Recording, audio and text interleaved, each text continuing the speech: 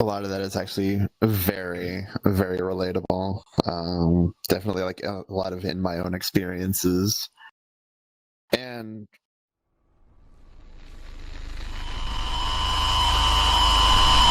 wow, I'm failing really bad at my job. I'm sorry, editors. That's another neurodivergent thing. When your brain just stops working in the middle of a sentence. Yeah, that's straight up. I literally, like, I had a whole thing planned of what I was going to say leading into the next one. I'm just like, uh-oh, my brain's gone dead. Oh, blessed be to our editors. Sorry, continue. No, it's okay. The neurodivergence is really strong in this episode. Our poor editor has so much work to do. Congratulations.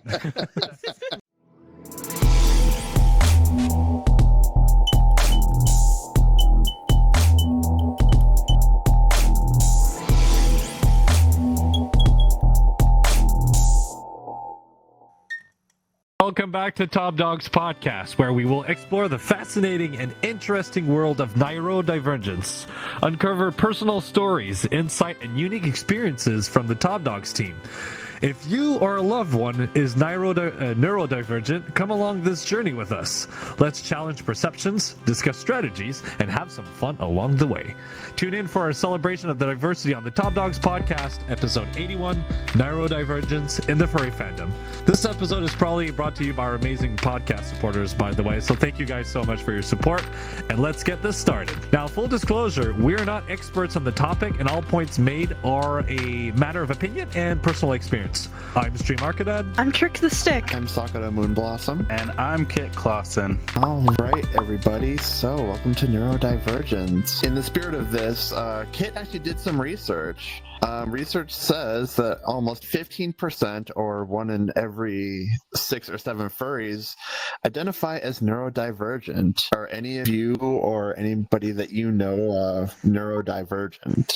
You know, whether it be ADHD, autism, or anything else that might fall on that spectrum. My husband is the closest person I know that is officially diagnosed with ADHD, dyslexia, and I forgot the terms. They're all in French. I have high doubts that I do have ADHD and some specters of autism, but it's not confirmed medically, though I have sought the help from a social worker in the past for some things, and we brought that subject up. She was not qualified to give me an official diagnosis, but she told me I had a few of the symptoms. You guys think I am, or? Oh, yeah, you definitely are on the spectrum in some way, shape, or form, my guy. Yeah, I'm pretty sure.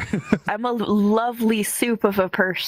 I have a diagnosis for ADHD and autism and a few other things in between. I've had a lot of struggles in my life because of that, but a lot of joy that comes to being an individual that's different in your own way. As a child who grew up in the 90s, you know, they were diagnosing everyone with ADHD back then, but I was one of the ones that got right. They got right. Yeah, they got it right. Like I had so many discipline problems as a kid, but not because I was a bad kid or because I misbehaved. It was because I couldn't sit still. I couldn't focus. I couldn't stay engaged. My mind was everywhere. They didn't know how to handle it. It was a good day when I only got in trouble twice. Oh, that sounds like my husband. Honey.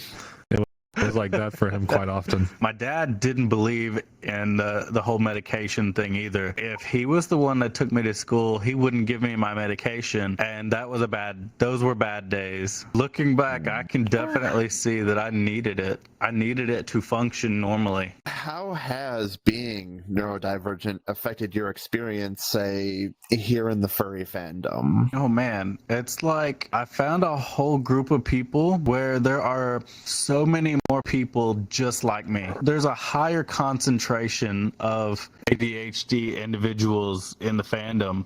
And so when I look around, I see people that I can relate to, people that I've shared struggles with. There's a comforting thing about that, though. It definitely made it hard to make friends when I was younger. You know, I was awkward and silly and had a hard time with social skills because I didn't understand how to socialize like a person. My socialization was a completely different language to other people. Being autistic, I had to literally research how to talk to people. Google, like, what does this mean? How do you respond to something like this? You know, things like that before I eventually was able to have enough social awareness to make those decisions on my own. And being in the fandom, a lot of people are like that. They're very accepting of the differences that we all have. So in normie life, I had to do all this research, but with furries, I can just be myself. I can exist, and it's joyful. I've found it to be kind of useful, honestly, because we're a community of artists. A lot of us are. Everybody has their special skills and stuff. And I gotta say, when I'm hyper focused on a project, I don't half-ass it. I go like full blast, like towards that project, and it's like kind of crazy. I've put that skill kind of like, oh, it's like kind of a skill or a perk to good use. I use it to make like my own fursuit, meet other people that are kind of like me.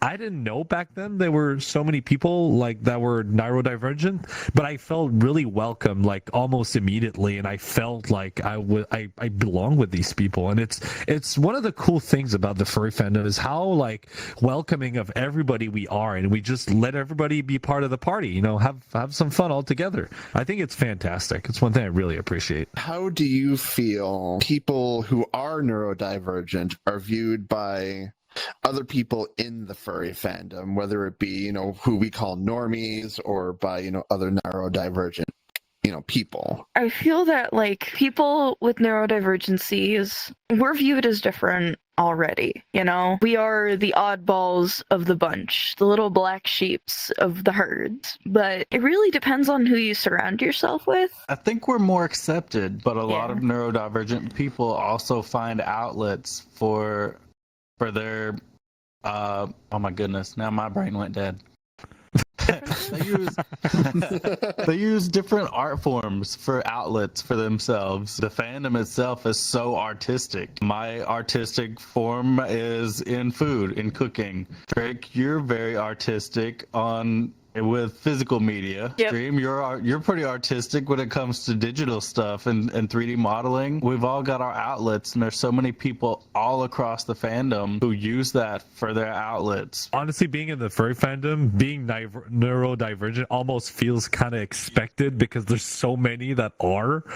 I don't even know how many people are not neurodivergent. Like we're a community of artists and creators and very skilled people, and sometimes the reason why you're so skilled in something is your hyper focus onto something, which, you know, can be like one of the symptoms of ADHD or autism. You're hyper focused on one thing, and it's the thing that is so cool. It's to be expected. So right off the bat, you go in this community and you feel welcomed, and it's great. It's amazing for that. It's a lot of in how we accept one another and how we, you know, we treat one another that really kind of helps all of us kind of get through it. It makes things, you know, a lot easier, and it makes the ability to accept each other a lot easier, and, you know, it makes the furry fandom really comfy. Whether I get a subconscious thing about being neurodivergent is that we are drawn to each other. Highly agree. True. Most of us who are neurodivergent have multiple neurodivergent friends within our circles. That's actually quite a truth. Right. I've got a number of neurodivergent friends. Most of my friends are on the spectrum of some way, shape, or form. Same here. Some of my close friends. It's a mix and match because, you know, furries are kind of a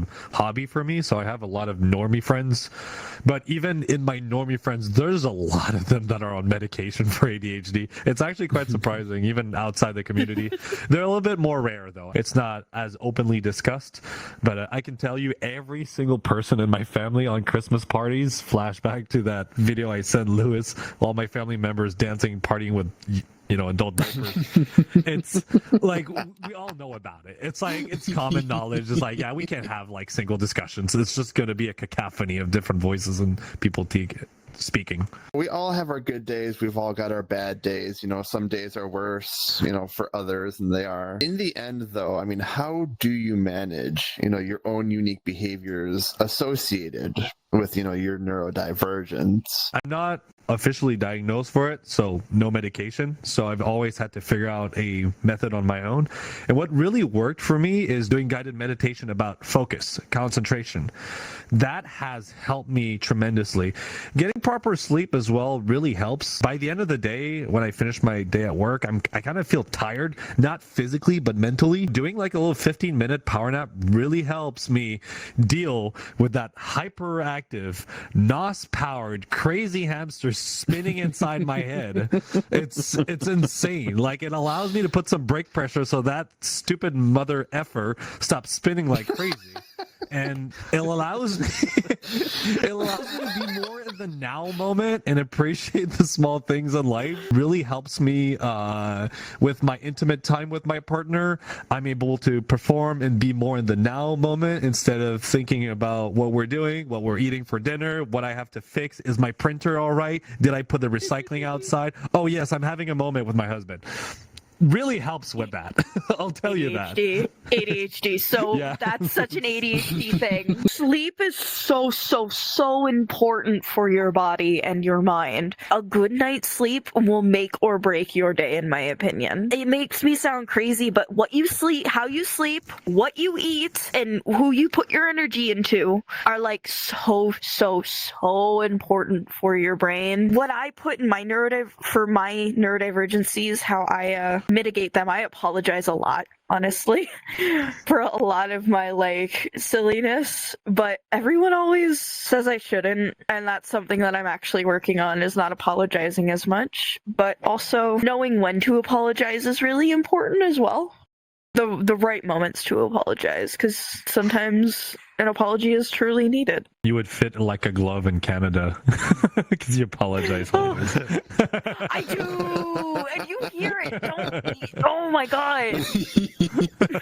ADHD brains never turn off. Nope. It's always running, always spinning. So you've got to find ways to give your brain rest. There's many times where I have trouble falling asleep because I can't turn my brain off. So I will lay in bed, and at the very least, I'm resting my body with my eyes closed, but I'm still awake. I might lay there awake for 2 hours, but I know it's important to at least rest my body, whether my brain can shut down or not. I'm trying to cut back on sugar. I've put on a little bit of weight. I tend to self-medicate with caffeine because ADHD medications are stimulants. It's like our brains are cross-wired. What would make other people hyper brings us focus. Yep. And so stimulants, which would make other people hyper, things like coffee or energy drinks. If you can drink a Monster energy drink and then go take a nap in about 10 minutes after that, chances are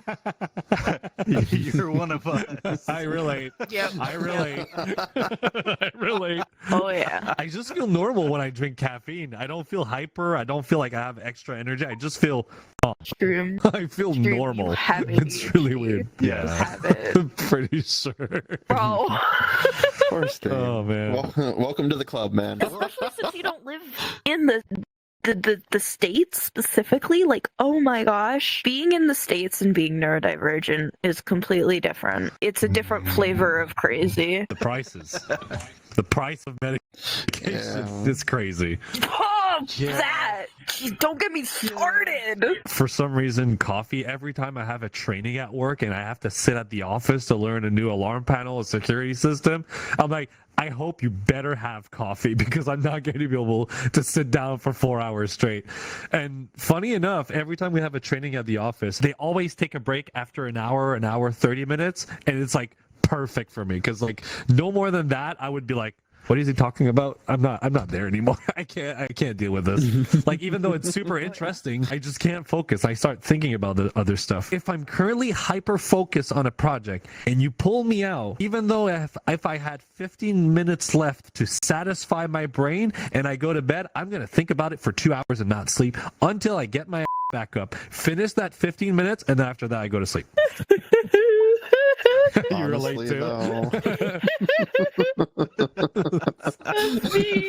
You've seen the meme of the like programmer therapy session. Oh no! Have you guys seen the meme of that person going to bed and like she falls asleep and then the brain goes like, I know where's the error in the line of code 508, and then she goes like lights open, like eyes wide open, and she can't sleep anymore. That's I such had a moments mood. like that too. Yeah. Even when you're done with that project, you get that 15 minutes down, you're laying there in bed, and you're like, all right, it's time for sleep. Why didn't I think about that? And then you got to get back up again. Pretty much. Oh, I had moments when I was troubleshooting my avatar, and I had moments like that. I ended up sleeping like an hour and a half later than I was supposed to, and I was working at 6:30 in the morning. Oof, Bro, that was a rough day.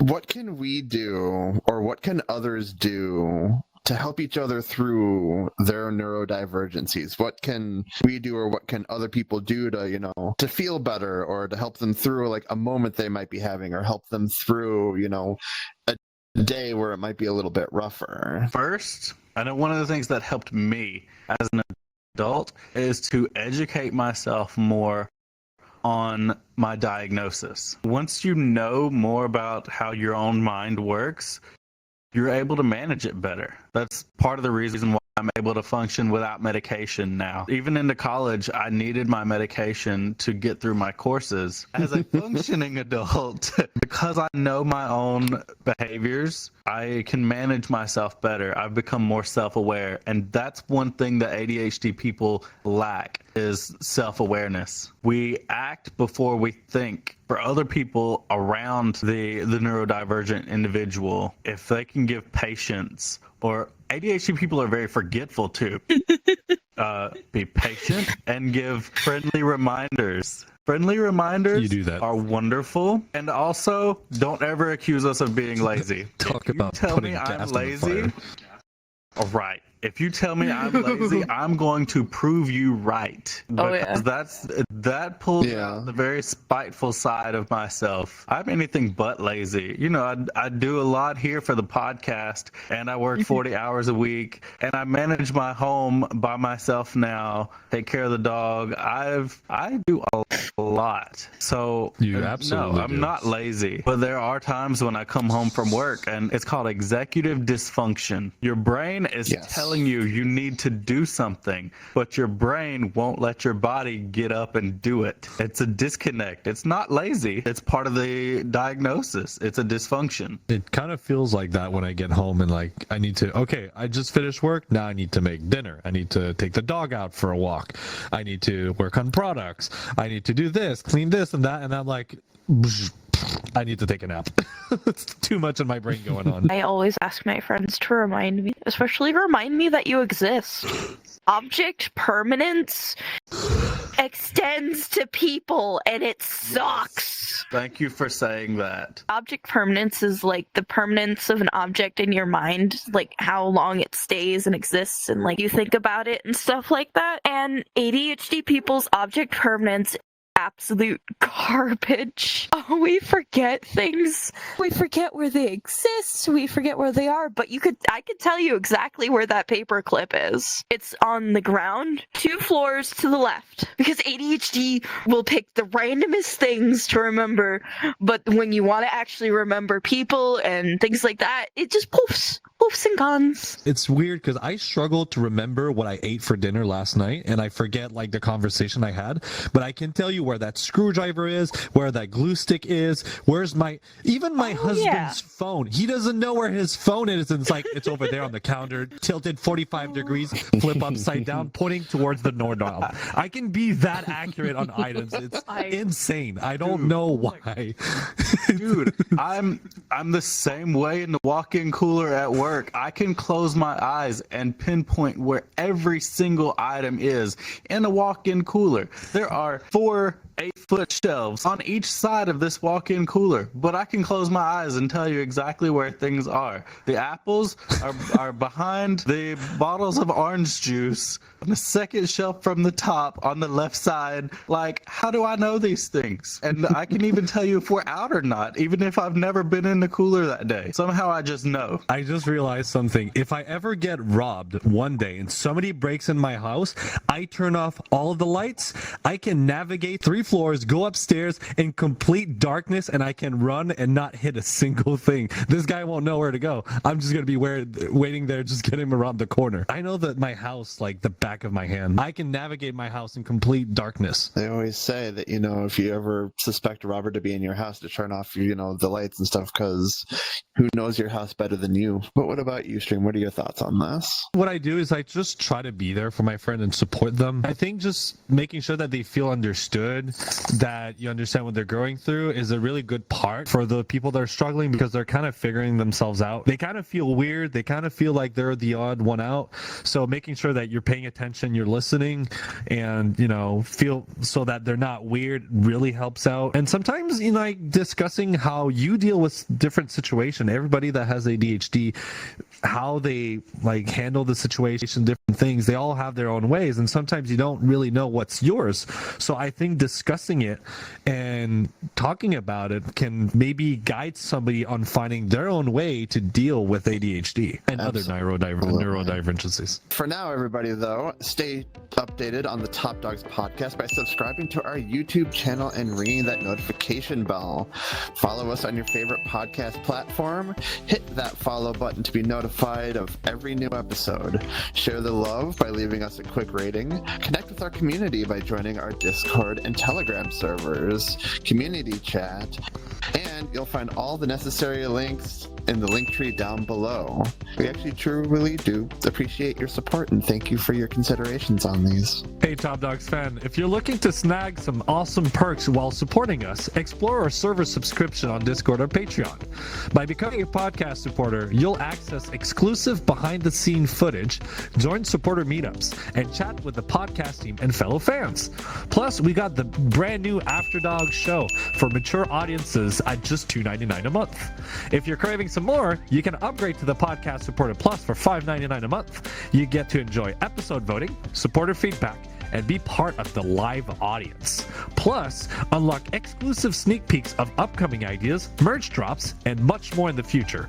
There's no obligation to join the subscription, but your support genuinely makes a huge difference for the team. To those who have already subscribed, it's a very big, heartfelt thank you, sincerely from the bottom of our hearts. Thank you so much. Subscribe, or we're going to fill your room with empty medicine bottles until it's to the tippy top, and you're gonna be drowning in empty medicine bottles. Jet, don't destroy my Crocs. We asked our listeners, what's something interesting or silly you do that you can pin on your neurodivergence? Sharpie Ninja says they wouldn't necessarily say unique, but they have a weird habit of when they hear a sound that interests their brain, they mimic that sound for days. Yes, that. absolutely. There's a name for that. Is that a tick? Considered like a tick? I believe No. that's called echolalia. Echolalia. Yes, that is definitely an ADHD / autism thing. I do have echolalia. I do the thing where I hear a sound and I must repeat it constantly throughout the day for all day, every day, and like chippy chippy choppa choppa Louie Louie love. Oh no, don't. Oh no, stop. Like that. That's been just going driving to bring everyone up- around me nuts. Songs get stuck in my head super easily. Thanks, Chick. Wow. What a true friend. Love you, stream. But You too. I make animal noises. I bark a lot. It drives people crazy sometimes. I also make kookaburra noises and trill. And I honestly associate that to my neurodivergency, because I don't think I'd be able to make as many animal noises as I can because I didn't hyper-focus on learning how to do it. The weird thing that happens with me is that when I get into like a creative state, the whole world disappears. My responsibility, time, friends, family, and even my husband disappears from my life for like 2 or 3 hours. It scared the hell out of him when we first started dating because, like, do I exist? It's like he felt so left out. But then he came to realize that, no, it's just I'm doing my thing. I'm just hyper focused. So he, like, over time, he coped with it. And now he's super chill. He knows that I call it having my me time. And he's super understanding of that. But that's the one thing I get. And music gets stuck in my head super goddamn easily. Sometimes sound effect, like the ones on my Discord with Jennifer Coolidge, there's a few of them that come up every so often. I love her. I've learned that I share this trait with your husband. I have to use the small silverware. Me too. If I don't have any small ones, I will wash them rather than use the big ones. You sent me that TikTok video where the guy explained like the small spoon, the small fork, and the big spoon and the big fork. Yeah, that definitely sums it up for sure. You got the big fork and the little fork. Who uses this? I'm small. That doesn't fit in my mouth. Like, this is what I use for everything. So. This is so funny. That's such a mood. Oh boy.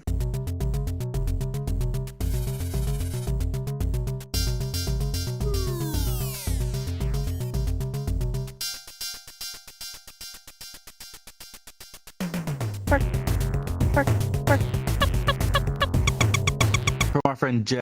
He says his brain gets so distracted and he can't process what a person says the first time they say it. That's called audio processing disorder. And that goes hand in hand with ADHD and autism. He says his vocal stems cause him to just blurt things out randomly, or he just speaks when he can't sit still, or he hyperfixates on something and there's two voices in his head having conversations with each other, and he just can't turn his brain off. I just hear myself in every response, kind of like, that's me, that's me, that's me, that's me. And just like, oh my God. It was funny that we actually started talking about like the big spoon and the little spoon and the big fork and the little fork because, you know, admittedly, I'm the exact opposite. I have to use the big fork, the big spoon. Really? And if I can't find like the big one to either of those, I lose my mind. I honestly do. It's terrible. Yeah. Small spoon. It doesn't hold. No, thank you. Yes. But tiny spoons make brain go burr. I'm with you. Tiny silverware's best. Yes. You guys go play with your little spoon. We'll play with the big boy spoons here. Yeah.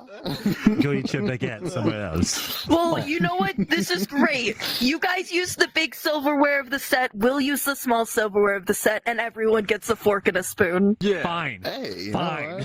It's compromise. What are some of your guys's, you know, your favorite foods to go to when, you know, you're having the quote unquote the moment, or, you know, your brain's kind of going somewhere? What are safe foods for you guys? I have safe foods. I have slowly been expanding my plethora of safe foods over the years because I get bored very easily of food, and doing that makes food hard sometimes. Food is always difficult for me, especially when you're incredibly picky. Macaroni and cheese, chicken nuggets, but also like fettuccine alfredo and tortellini, and any kind of pasta is a safe food for me with cheese. Any kind of cheese, except for blue cheese. Blue cheese is evil. Depends on how you cook it. Yeah. Macaroni with the chicken strips.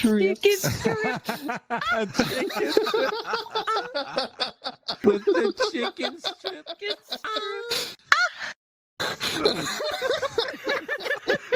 That meme is me. That meme is me. Macaroni with the chicken strips. What about you? What are your safe foods? Noodles. Oodles and oodles of Chicken noodles. strips. Ramen or udon or stir-fried noodles or spaghetti or a linguine or it doesn't matter. If it's noodles, it's good. Noodles are life. It's funny that you brought up noodles and you brought up chicken strip because that's literally when I feel lazy and I want to eat something quick but get a bit of protein. I just make myself a pack of ramen and I put chicken strips in it. I just eat that. I'm not even kidding. That's literally what I do. I'm not super difficult on food. I eat like literally everything, but usually when I have like my ADHD moment, I need to eat something because I'm hypoglycemic, so I have to, get a minimum amount of, sugar in my body. Mm-hmm. So I'll eat something simple, but if I would really want to treat myself, the other thing I love doing is craft dinner with bacon and grilled sausage slices. My husband is like, I'm gonna throw up. I'm like, it's so good. I love it. Bacon and hamburger. would be That's good how I too. do it. It's really, really good. And And then you add some broccoli for added veggies and fiber. It's so good. Broccoli and craft dinner is really good, surprisingly. Oh, yeah. For those of us not in Canada, craft dinner is what you guys call Kraft macaroni and cheese. It's mac and cheese. It's, That's what it's it a is. big K and a D instead of a In the- Kraft macaroni. In the blue box. With the chicken strips. With the Oh my god. Here we go again. Putting hamburger and then broccoli in craft dinner. Yeah, like honestly, it's protein, it's carbs, and it's veggies all at the same time. It's so good. Follow us for cooking tips. Woo! Are there any special interests that you've developed over time that may have come or may have stemmed from those neurodivergencies? The question is pretty much, what am I not interested about? I'm curious and I have hobbies. Like I have 1,000 different hobbies. But I gotta say that tinkering and making stuff with my hands is really one of my favorite. It can be like 3D assets. It can be like modeling parts, then printing them, sanding them, building them together. I used to make electronic circuits, programming and everything. And me, the really weird thing with me is every time I buy something, I gotta check the accessories for it. Like, how can I customize Yes. it to make it unique so it's not like every other people's product? Now, my headset is the perfect current example I have. I've changed the headphones on it, soldered my own wires onto it. I put a studio microphone on it. I put the Vive face tracker on it. I have the wireless adapter, and I did the Samsung Gear VR lens mod on my headset. I had to take the whole thing apart all the way down to the LCD panels to be able to do that mod. And I had so much fun doing it. But it's unique. Dude. And that's kind of the weird thing I do. I've seen your headset. It looks like Frankenstein's monster. It's not as heavy as it looked, by the way. It used to be worse.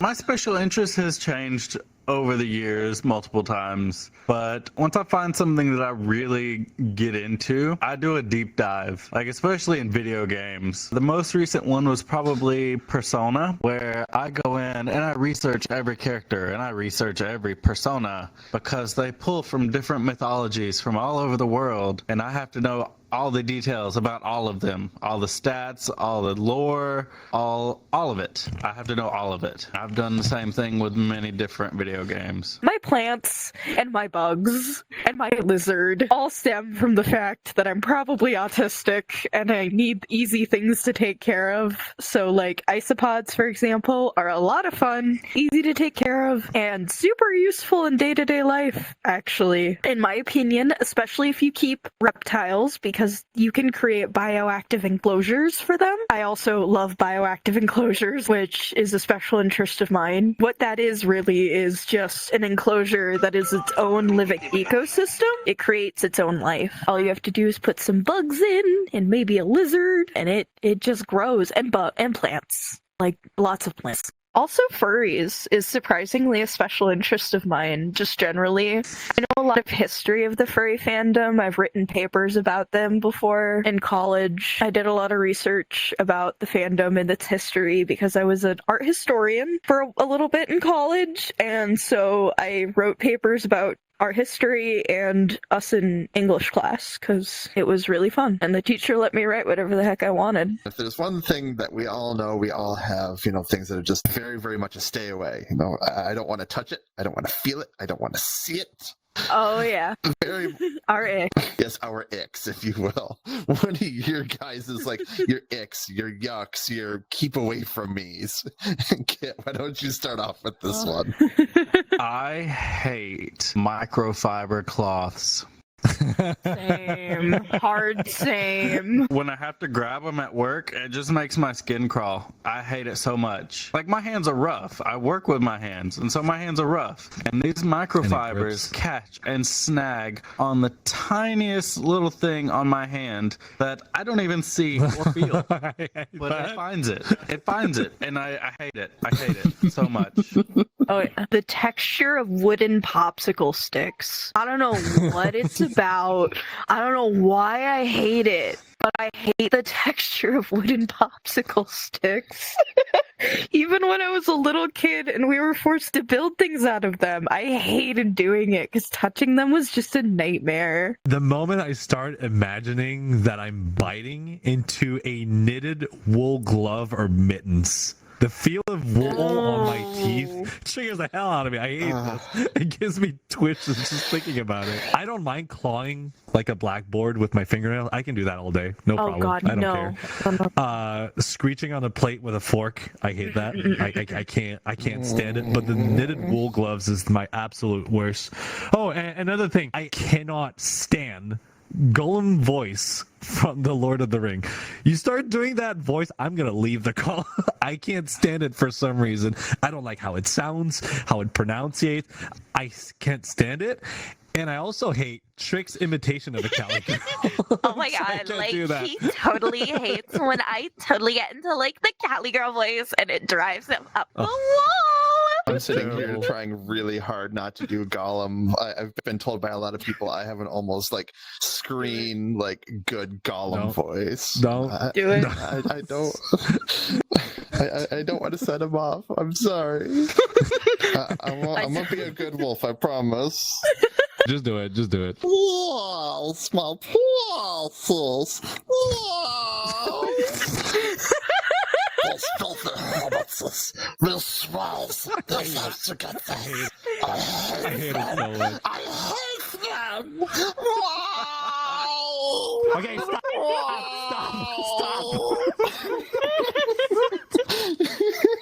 All right, we're gonna wrap this whole thing up with our last point of topic here in stream. Last question. This one kind of hits. This one kind of hits you really hard. This one's the one that I see from you a lot. Yeah. Because if there's one thing that you're really, really good at, you are very good at info dumping. I've found it to be kind of useful, honestly, because we're a community of artists. A lot of us are. Everybody has their special skills and stuff.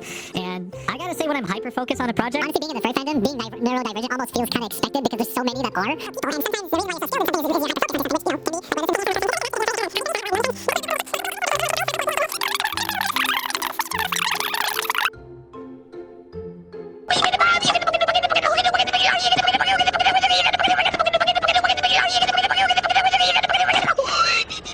I don't have to ask you that, so I'm going to ask these guys here.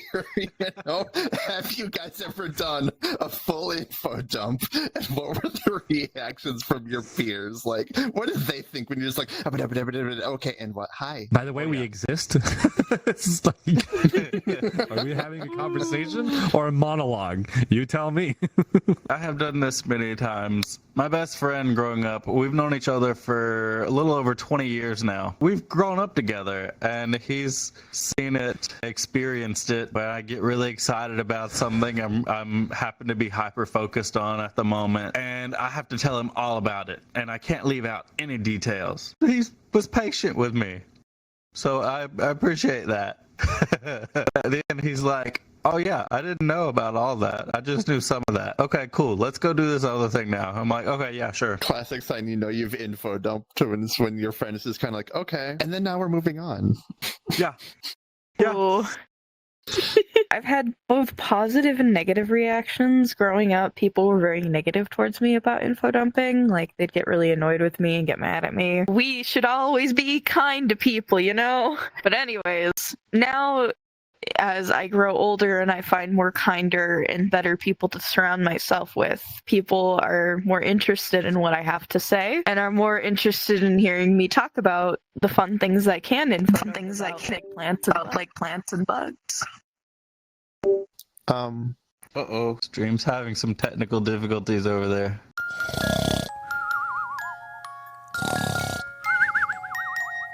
People should be kinder to others when it comes to things, and hopefully info dumping is cool. You learn a lot with an info dump. Let's just say that everybody in this room, including backstage, we don't have enough fingers to count on the amount of times I've done this on my Discord and just casual conversation. It's just for some reason, every time I get excited with something, I need to voice it. I can't keep it for myself. I need to speak it out loud. And the problem is, when I have my life achievements, it sounds like I'm bragging all the time, but it's not the point. I'm just like, hey, this is happening. I'm so happy. This is where the whole idea with me having a brag jar and the brag jar in my world called Cozy Sky Cabin, that's why the brag jar is there. It's when I do those accidental brags. It's just like me just voicing how excited I am about something. It goes along with my frustration too. I can't bottle up emotions inside me. I just can't. It's really difficult for me. I need to voice that out all the time. Sometimes it will sound like I'm backstabbing somebody and talking about behind their back, but I'm just evacuating my frustration.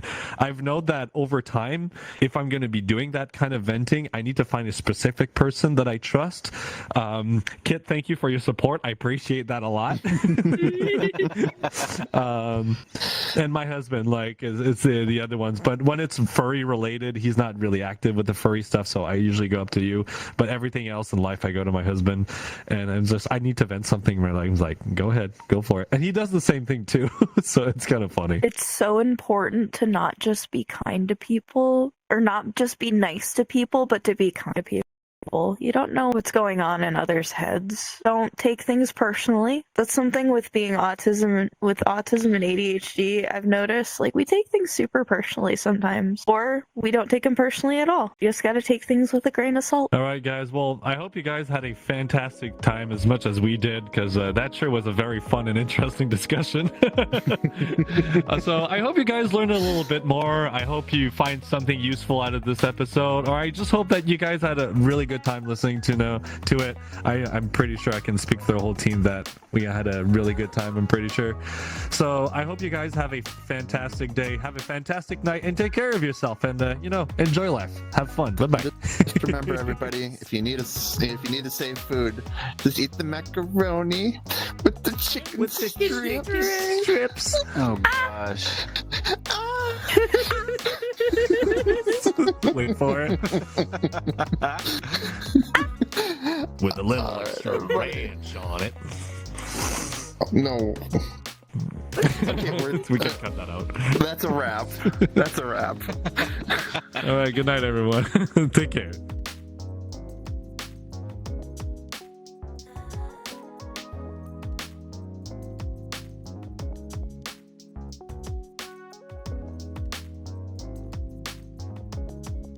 If you ever need somebody else to reach out to when Kit's not around, you can reach out to me. I am happy to be a dump for your info, so to speak.